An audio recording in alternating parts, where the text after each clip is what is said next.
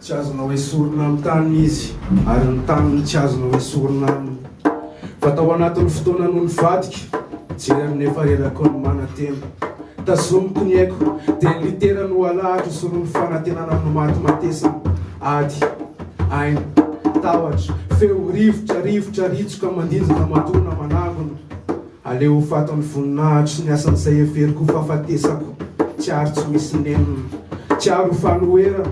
tsy aro famoronana tsy aro fitolomana fiorenana fa namerateraka amin'ny volana zaza mainty mamiratra tarafo masoandro narinana velo narinana levony velany tanindrazandry taningazana no fonjana no ratana ny tantarandry ny anarany kalavelona sisano any ny arindry fahatrana no arena